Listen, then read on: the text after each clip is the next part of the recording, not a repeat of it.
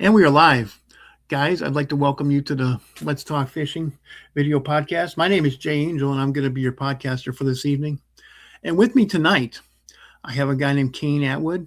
Kane makes some really interesting jigs. And man, we were talking he sent me a bunch of them. And just for you, those of you guys who like to catch smallmouth bass, what do you think of this thing? I mean, let's see how close I can get it. Yeah. Look at that color. Look at those sparkles. King, why don't you tell us about this jig? Yeah, I call that one the smallmouth snack. And that the tail on that there, that's a bucktail, and then that's obviously got the flash and blue in it. And then one change I had to make while I was making that is I was using the regular Chanel, but the smallmouth are just a little bit too rough on it, so I went to that squish Chanel, and that kind of really pulled it together. Smallmouth, yeah, they hit this thing viciously. I guarantee you. It looks like just a small a juvenile crawfish. I mean, that's just awesome. The good thing about that size on that thing though, it's still got, I think it's got a number 2 hook in it, so it's good and stiff. You know, they ain't gonna wear that thing out. And for those of you guys who are down here like I am, and you like to fish for redfish, you also market this thing, don't you? Yes, sir. That's the 8th ounce. And like I was telling you off air, I've been playing with that UV resin, and I finally gotten that to where it needs to be. So even the head's sealed, the eyes are sealed a little better now. So. I can't show you this. Well, maybe I can. Here. Oh, good Lord. Now it's not going to work. If this thing was, it's not going to work. Anyways, guys, I put this down on the table and it just sits there just like this. Actually, a little bit like that. Yep. Imagine just having that sitting on an oyster shell down on the bottom, just like that. And then that, you know, when you pair that with either the TRD, the buoyancy of that and how it, you know, it'll stand up just where you want it on them rocks. Smallmouth fishing too. Wow. Imagine that, guys. You don't even need a mushroom head. You can have something like this that has a little bit of sparkle and a big old red eye with a TRD on it. If you want to order this stuff, right down there at the bottom left of your screen is Kane'sJigs.com. Check it out, man. He's got so many different variations of this. Why don't you show us some of the stuff you make? Some of the stuff that you put together. This is the one I spent the later part of the fall and into the winter fishing pretty hard. It's a black head there with a gold flake, and the tail on this is actually made out of black bear. A good buddy of mine goes up to Ontario and black bear hunts, and he's like, "Hey, could you do anything with this?" And I was like, I could probably do something. And I just started playing, and then here's another one with the red plate on the black. You know something I'm good about something. When I was up in Alaska, Kane, I chartered a wading trip for steelhead trout. And these steelhead were right out of the ocean, and we were using flies that look almost exactly like that. It's kind of a leech pattern, and I mean, you could literally sell those from Alaska down to here. It's got the silver and the red bleeds in, and then I put the silver neck on it, but also I leave the belly red to where it really imitates the bleeding part of it. Then with the black and gray hackle feathers, that's a pretty tough jig here. Yeah. So you use deer hair and bear hair. Deer, bear, hackle. I'll even get into the marabou a little bit. I have some guys up north that like the football heads with marabou on it. Okay. Yeah. Boy, I certainly have used a lot of marabou jigs. That's what I like about this stuff, man. That's just, before there were soft plastics, there were marabou jigs. And deers and hair jigs, feather jigs. all kinds of stuff that people made, and we caught fish on them. Oh yeah. Well, I think half the people are just a little less patient these days. If you fish a hair jig right, you ain't got to do a whole lot. People want to be cranking on No, that reel. That hair jig, you just kind of pick it up, let it fall back down. Just kind of slow it down a little bit. particularly if you're in a river and that current will impart the action into that hair for you. You don't Oh have yeah. to you don't have to do a whole lot of this. Like you said, Right. just Pick it up. and quarter it, man. Cast it up, and work it along. Just And then, we go for smallmouth fishing in the right side, so you go cranking on that reel, everything is very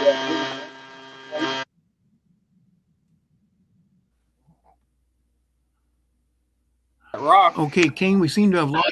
There you go. Kane, give me a sound check. Can you hear me now?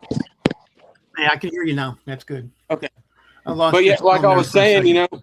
if you reel into them rocks, it's over. You're going to bury that. But if you're just kind of just moving that through the rocks, you get hung a little bit. Usually when you pop it out of there, then it's bam right there, Exactly. It comes shooting out, just like something that got scared, and it's trying to get away. And man, the bass, they can smell fear just like dogs can.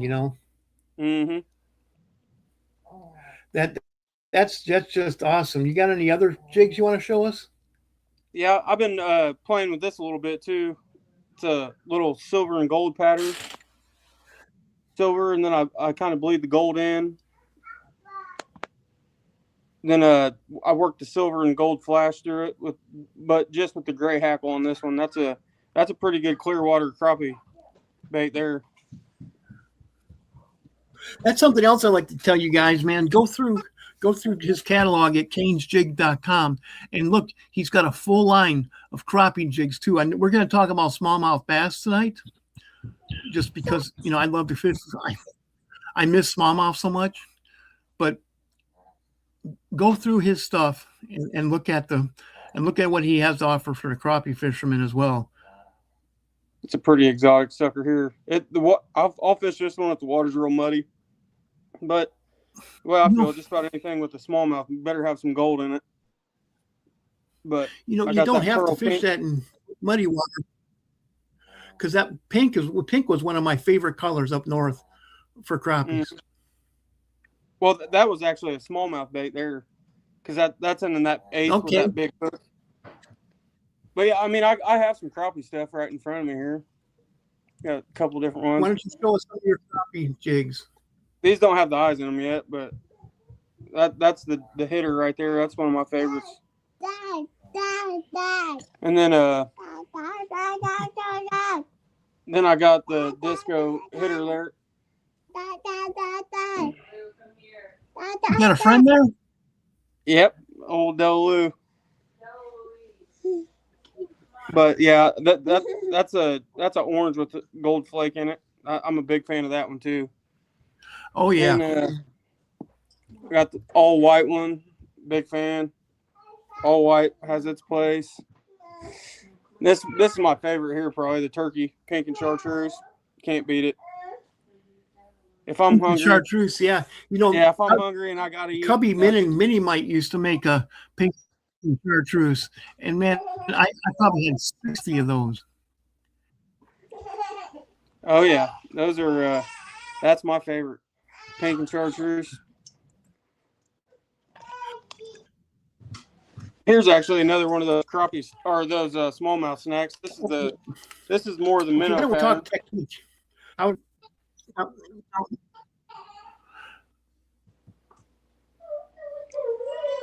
That's got the squish and on it too. Nice.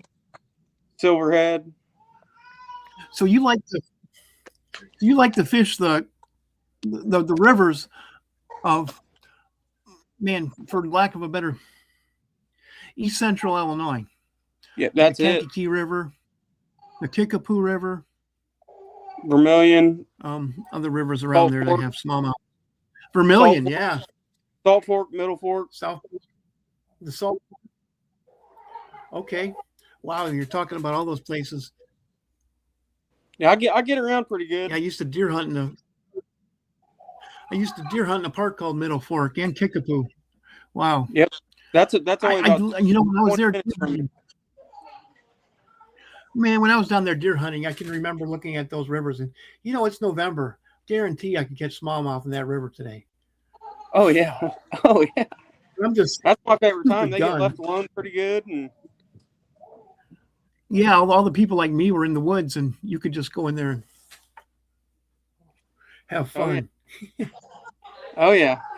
And actually, they took some of the dams out on the Big Vermilion, so it doesn't have quite the water in it, but I think it might be making it better. I fought that fight when I was up there in Illinois. They were going to take some of the dams out of the Fox River, and I actually wrote an article about it. Said, you guys are just going to have to learn how to fish a river rather than fishing a dam. And when you have the biological communication, what you had is a bunch of rivers that have been chopped up, so the smallmouth don't have as far to migrate to find food in the mate. But if you take the dams out, yes, you're right. The river isn't going to be 600 feet wide anymore. It's going to be 200 feet wide, but it's going to be much more. It's going to have a lot more fish in it, for the lack of a better term. Yeah, I think a lot more fish, and I don't know how I'm trying to say what I'm trying to say, but just the consistency of it, where there's not a gate getting open and this and that, and it just is what it is, the way it should be, kind of. I think so too. I think you're exactly right about that. That the fish aren't as easy to catch because they're not as concentrated by the dam. Mm-hmm. You can always catch smallmouth bass under a dam. There's if the dam is 700 feet wide, there's going to be 10 riffles all the way across, and you can wade all the way across. And every time the water is a little more than a foot deep, there's going to be smallmouth bass down there. Oh yeah. But most of them were 12 inches long. Right. Not exactly what you're looking for. No, but fun still to take a kid though and play, and or just if you got 45 minutes after work, you can just go play. But those 12 inches certainly saved a whole lot of fishing trips. Oh yeah. Oh yeah. They aren't the glory fish. I don't want to I'm not going to get on the cover of a magazine by taking a picture of one. But man, a lot of times, hey man, I caught smallmouth bass. Yeah.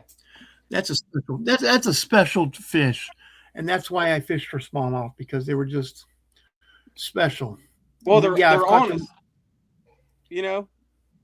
If you put a bait in front of a smallmouth and you got a good knot that's tied right, clipped right, and you got your bait rigged right, and you throw that bait in front of that smallmouth, it's not going to just do the largemouth thing and just kind of look at it and scoff. It's going to get active and get after it. That's the best part about it.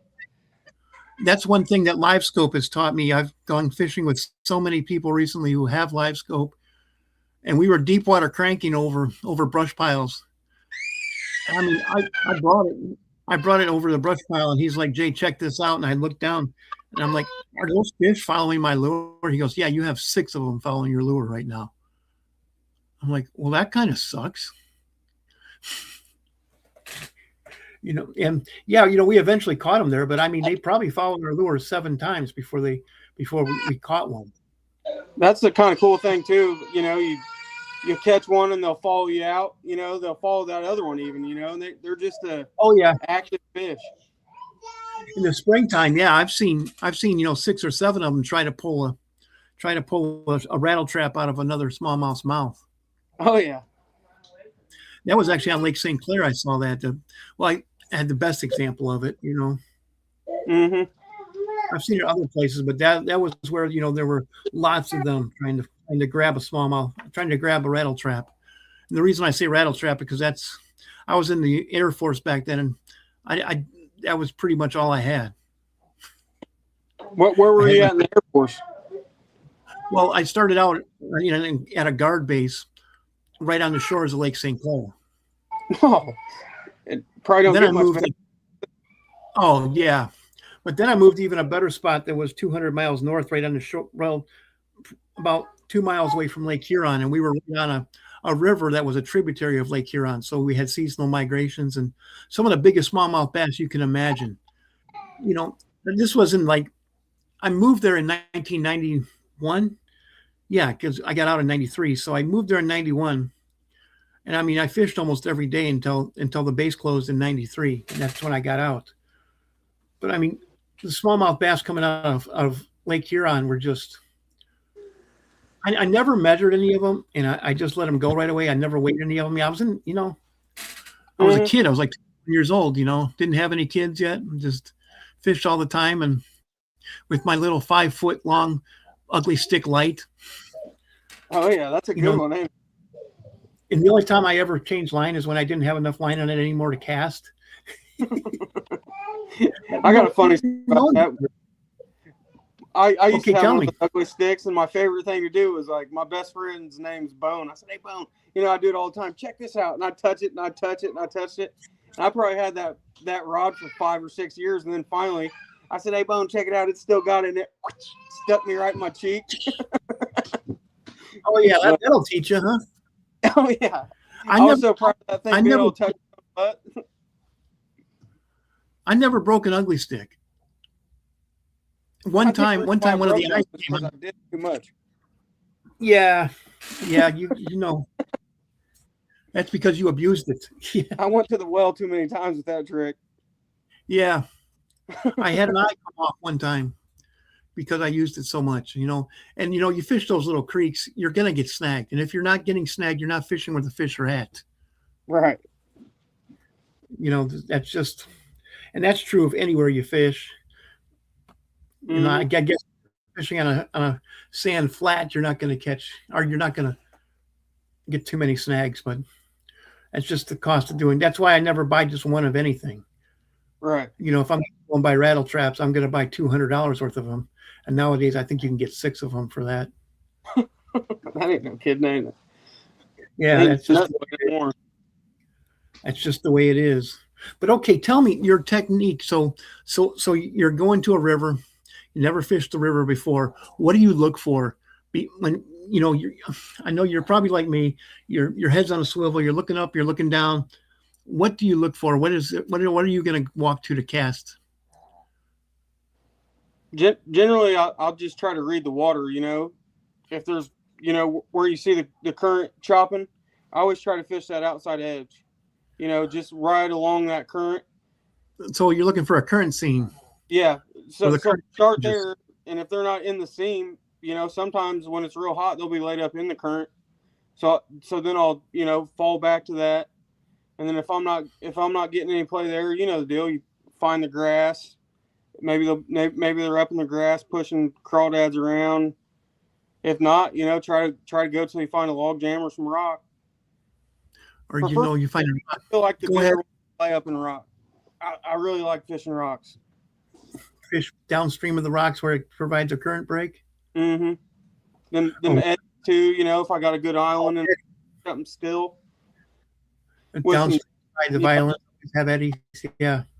I feel like those eddies are good when they got the right depth, but if they're shallow, I don't play in them much. I get in there, keep it moving, but if there's an eddy with some depth to it, that's the spot to be probably. So do you like to cast upstream or downstream or just wherever you see a good? Well, I think that depends. That just depends on the day, and which way I'm fishing the river from. If I'm getting in and walking down, I don't think I've come up with a real reason for that yet. Up or down, or it just depends. I really like that. It depends on which way I'm walking. I like that because that's exactly the way I fished. When I was walking a stream, it doesn't matter. It doesn't. Some guys tell me, "Oh no, you can only cast upstream." Really? So all the fish I caught casting downstream into. Yeah. I mean, I caught fish quartering jigs. I caught fish fishing downstream. I caught fish fishing upstream. It depends on where I'm at and where I think I should be casting to. But like you said, when I'm reading the water. I guess it depends. Like if I am fishing a paddle tail bait, I'm probably going to be casting downstream and bringing it back up. That way, it's kicking that paddle a little bit harder. But if I'm fishing a hair jig, I'll cast up and let the current, as I pick that jig up, I'll let that current just kind of, and then let go, let it hit at the bottom, and just it depends on the bait, depends on the day, depends on my mood, depends on. There are also some places where you can't get in the water. It's just too deep and going too fast, and the fish are in there. So I'm just going to figure out a way to get that jig down to the bottom and catch those fish. I mean, ideally, if I can, I like fishing everything vertical, and that's probably from crappie fishing. But if I can get on the right log jam, I'll sneak up and I'll fish a log jam like I'm crappie fishing. I only got a 7-foot rod, but if I can climb my way in there real nice and quiet, I might just sit on that log for 15 or 20 minutes, let them settle back in, and then I'll just sit on there like Huckleberry Finn, just real easy, up and down, Oh, yeah. Man, you're bringing back some good memories. Wow, that was fun. Doing that kind of stuff, sneaking around, climbing out on big logs so I can get just that 2 feet more. Mm-hmm. Oh yeah, and not lose so many jigs. Some of my best fishing trips ever were I had a couple of plastic bags in my pockets full of jigs. Oh yeah. And then in my other pocket I had a plastic bag full of a bunch of soft plastics that I put on those jigs and just go. The fishing rod, a knife, and me. That's right. I've been getting into the fly a little bit too. I've been making this one right here. That's a smallmouth catching sucker right there. Oh, I bet that is. You put that on a fly rod? Yeah. And what I got going on here is I noticed that the way this was originally, it wouldn't get down the way I wanted. So I got some copper wire and I wrapped it around the shaft, and then I just tie everything over it. That way I got that front, that weight in the front just enough, to where it'll fall. Did you try sinking fly line? No, I'm not that good of a fly fisherman. I bought actually Taylor got me a Fenwick rod for Father's Day, and nice. I just been playing, just Man, kind of. But there is sinking fly line that will help you out with that. That the line, I don't know what it is. It just sinks. And up in Alaska, that's what the guides I fished with used. I was working for the oil company back then, and I had a lot of money, and I'd have 2 weeks off and just jump in my RV and go to the Kenai Peninsula and fish for steelhead and Dolly Varden trout. Just so much fun. See, like when you were talking about, I changed my line when I didn't have enough to cast. That's about where I'm at with this fly rod. I was like, all right, got line on it.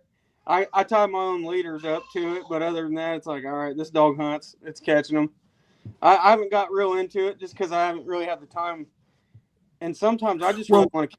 I take that TRD and I'll put it on them, But if I got time and I just, really want to get into it, I'll take the fly rod and try to teach myself something as I go.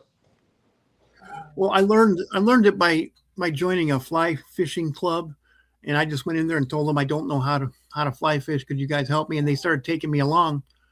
And, we go on shore fishing trips where I wasn't going to hurt anybody by standing in the front of the boat. Mm-hmm.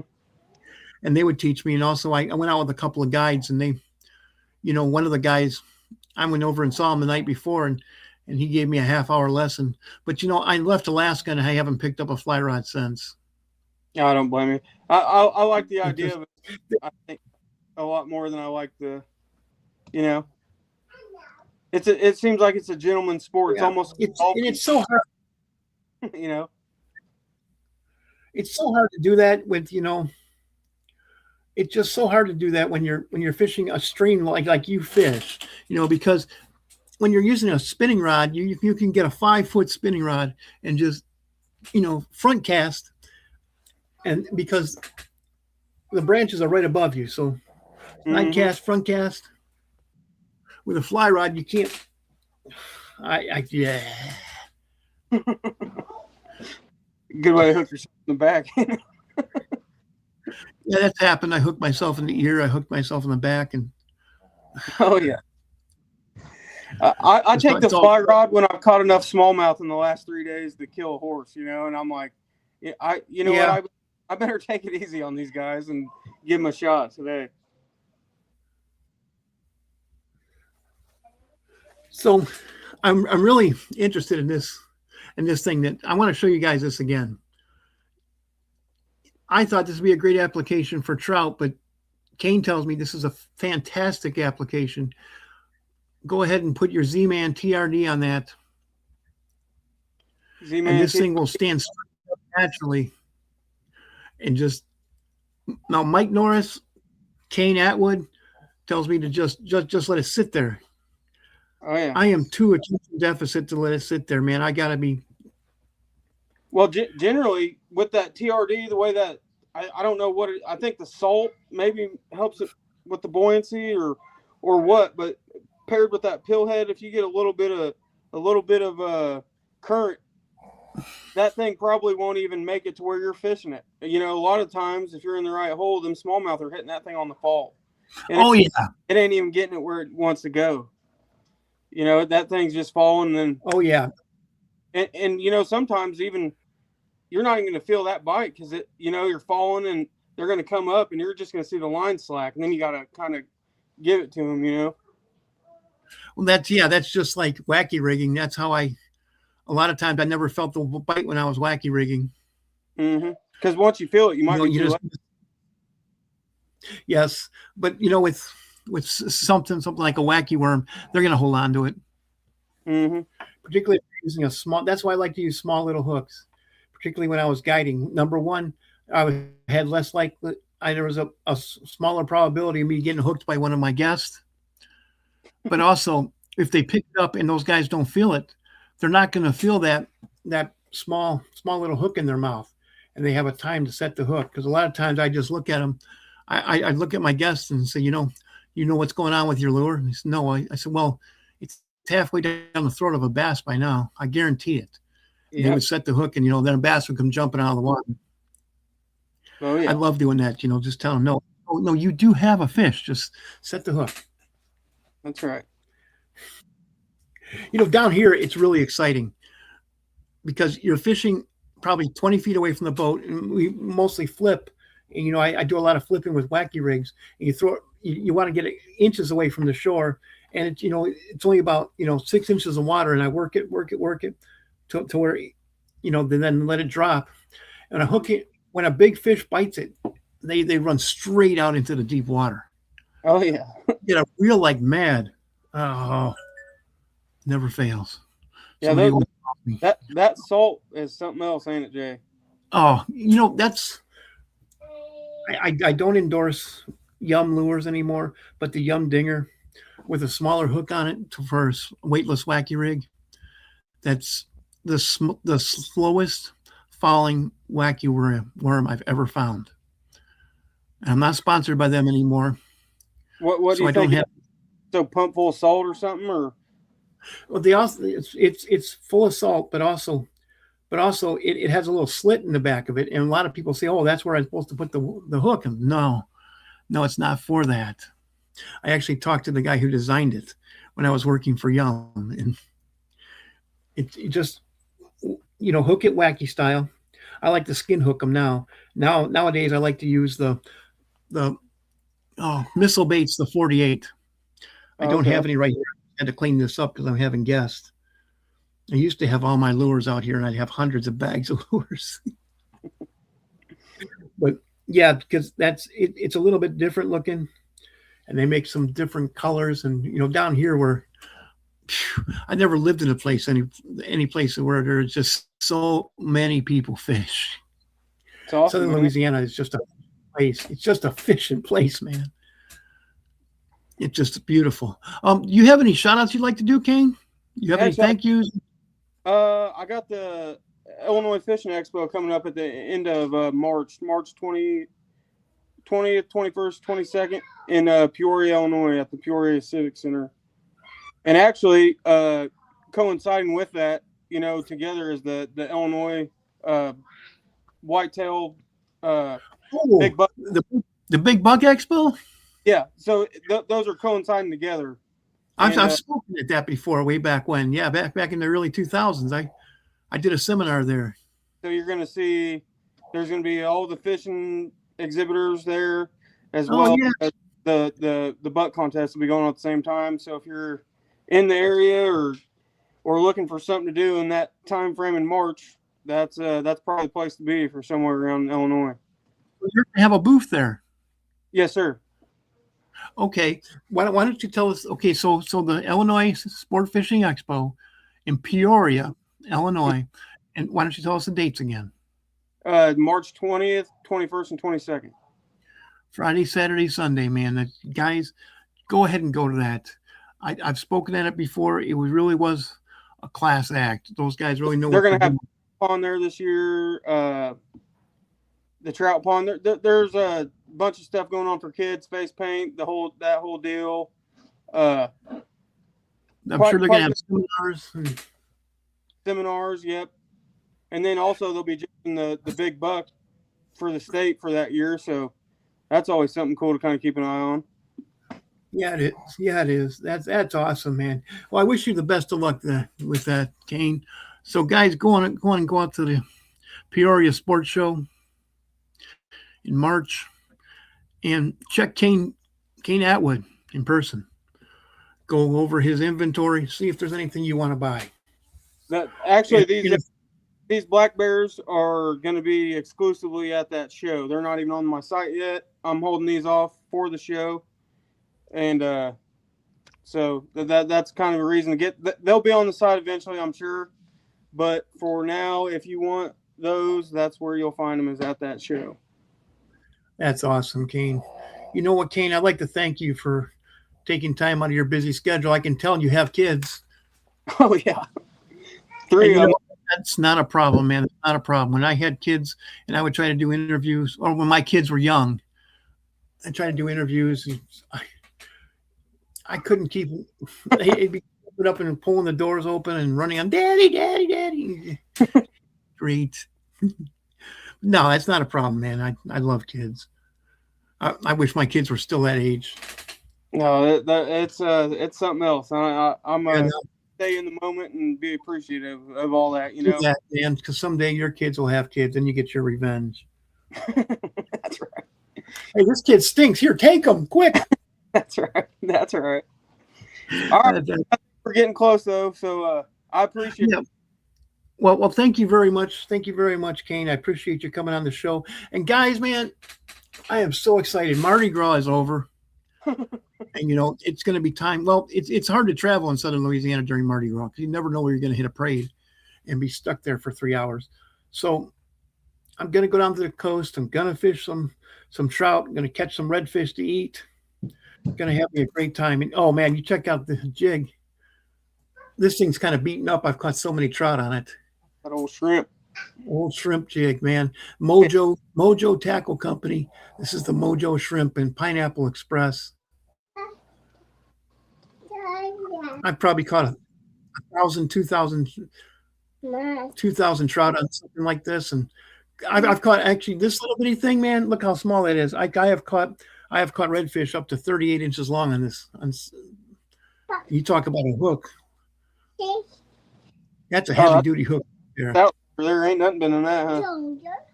No, it's not. Well, he designed it like that because redfish will break hooks.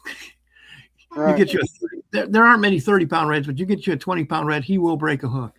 Get into the bowl, he'll get after you, won't they? In fact, when I first started fishing for redfish, here's the hook I used to use.